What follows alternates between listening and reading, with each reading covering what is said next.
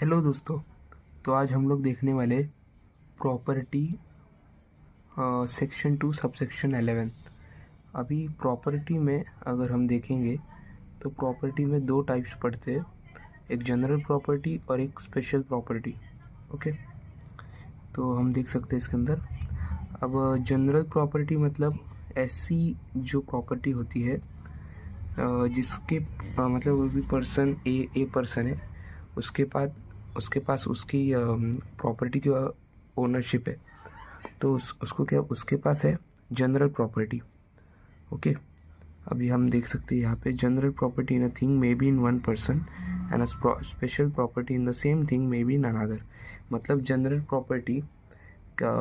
Property एक इंसान में हो सकती है and special property another another मतलब जो दूसरा पर्सन है उसके पास भी हो सकती है सेम टाइम पे। ओके, अभी इधर एक एग्जांपल दिया है।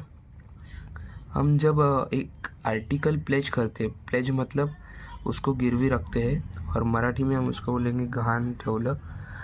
The special property gets transferred and not the general property. मतलब अभी हम कोई चीज़ गिरवी रखते हैं, अगर गिरवी रखेंगे कोई चीज़ तो उसकी स्पेशल प्रॉपर्टी ट्रांसफ़र होती है, पर उसकी जनरल प्रॉपर्टी कभी ट्रांसफ़र नहीं होती। अभी समझो हमने किसी का लोन लिया है कहीं से और वहाँ पे हमने कुछ सोना गिरवी रखा है, तो जो अगर हम लोगों ने अगर पेमेंट नहीं किया जो लोन का, तो हमारा सोना उनके पास से जा सकता है। तो उनके पास स्पेशल प्रॉपर्टी है जिनको हमने सोना गिरवी रखा है, पर हमारे पास क्या है जनरल प्रॉपर्टी, मतलब हम ओनर है तो हमारे पास ओनरशिप है। तो हमारे पास जो स्पेशल प्रॉपर्टी नहीं है, हमारे पास जनरल प्रॉपर्टी है, और जिनको हमने सोना गिरवी रखा है उनके पास स्पेशल प्रॉपर्टी है। तो इसका मीनिंग इतना ही है, पर इसके अंदर बहुत कन्फ्यूजन होता है। तो हम और एक एग्जांपल है, A who own certain goods pledges them to B. मतलब ए के पास कुछ गुड्स है, उसने बी के पास गिरवी रख दी है। A has general property in the goods. A के पास क्या है जनरल प्रॉपर्टी, और वही whereas B has special property और इंटरेस्ट इन द गुड्स। मतलब बी के पास क्या है स्पेशल प्रॉपर्टी है और इंटरेस्ट इन द गुड्स में इंटरेस्ट है to the extent of the amount of advance he has made. मतलब यहाँ लिखा है कि ए ने जितना बी से लोन लिया है, मतलब A has owns certain goods pledges them to B. मतलब ए ने जितने का लोन लिया होगा, पैसा लिया होगा, कुछ भी लिया होगा। ओके, सो मतलब इधर क्या लिखा है, the goods to the extent of the, हाँ, बी बी बी के पास उतना ही राइट है जितना ए ने उसके पास से पैसा लिया होगा। अभी बी के पास ए ने बी के पास क्या रखा है गिरवी, कुछ गुड्स रखे हैं। In case of A fails to repay the amount borrowed, मतलब ए ने जितना एडवांस लिया था बी से, अगर वो पूरा नहीं दे पाया, तो बी जो गुड्स गिरवी रखे हैं ए ने, वो सेल कर सकता है किसी और को। इसका मीनिंग इतना ही है। और एक एग्जांपल में दिखाने,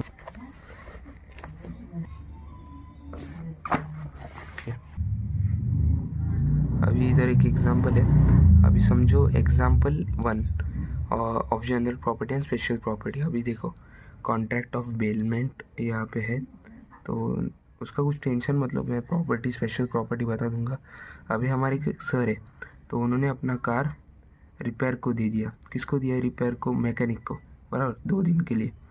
अभी यहाँ पे जनरल प्रॉपर्टी किसके पास है, ओनरशिप किसके पास है? सर के पास जनरल प्रॉपर्टी है, मतलब ओनरशिप सर के पास है।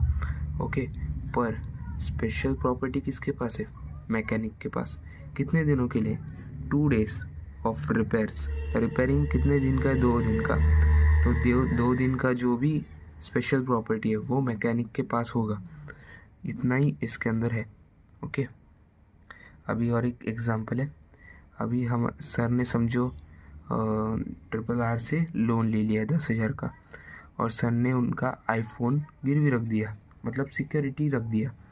ओके, देन इधर जनरल प्रॉपर्टी किसके पास है? आईफोन का।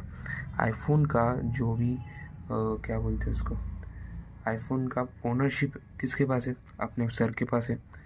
पर स्पेशल प्रॉपर्टी किसके पास है, स्पेशल प्रॉपर्टी RRR के पास है।